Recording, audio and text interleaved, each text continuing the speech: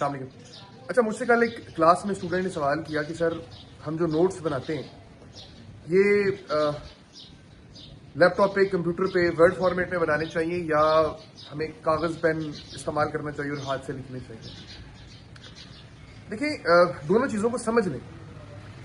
कागज़ पेन का इस्तेमाल करना नहायत ज़रूरी इसलिए है कि आपको पेपर पे जो लिखना पड़ना है वो अल्टीमेटली आपने पेन से लिखना है और कागज़ पे लिखना है। तो आपको अपनी लिखाई की स्पीड बनाने की ज़रूरत है। लिखाई खूबसूरत आपकी हो, प्रेजेंटेशन स्किल्स अच्छे हों।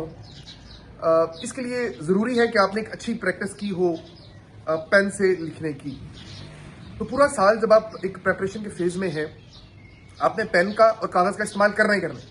इसको आप अवॉइड नहीं कर सकते। वो दिन में 1 घंटा करें, 1.5 घंटे करें, 2 घंटे करें, लेकिन आपने अपनी लिखाई के ऊपर काम करना ही करना है। आपने बहुत सारी चीज़ें ऐसी हैं जो आपको पेन से ही करनी चाहिए। अच्छा, दूसरी साइड के ऊपर अगर चले जाए, जब आप अपने ऑप्शनल तैयार कर रहे होते हैं, अंग्रेजी के अलावा बाकी कंपल्सरी तैयार कर रहे होते हैं, तो उसमें मटेरियल इतना ज़्यादा है कि अगर आप उनको पेन से लिखना शुरू कर देंगे तो आपके लिए पॉसिबल नहीं होगा। उतना टाइम आपका ज़ाया होता रहेगा। तो फिर जो उसकी समरी है, जो मैं अक्सर चाहता हूँ कि मेरे बच्चे, मेरे स्टूडेंट्स वो करें, वो ये है कि एक तो जो इंग्लिश वाला सब्जेक्ट है, इंग्लिश, अंग्रेजी, एसे और प्रेसी और कॉम्प्रीहेंशन, ये आप लोग पेन से इस पे काम करें। इससे आपकी लिखाई बेहतर हो जाएगी, आपकी प्रेजेंटेशन बन जाएगी, आपके जो गलतियां हो जाती हैं बाज़ स्पेलिंग्स की, वो आपकी ठीक हो जाएंगी, पंक्चुएशन का दुरुस्त इस्तेमाल आपको आ जाएगा। तो डेली बेसिस के ऊपर इसकी जो प्रैक्टिस है वो आप पेन से करें। बाकी जो अपने ऑप्शनल सब्जेक्ट्स हैं, या इस्लामियात होगी, या करंट अफेयर्स हो गया, या पाकिस्तान अफेयर्स हो गया, इनके नोट्स जो आपने बनाने हैं, क्योंकि ज़ाहिर है that is the compilation of data. वो मुख्तलिफ जगहों से आप डाटा उठा रहे होते हैं, फैक्ट्स एंड फिगर्स ले रहे होते हैं, 6 डेफिनेशंस लिख रहे होते हैं, रेफरेंसेस कोट कर रहे होते हैं।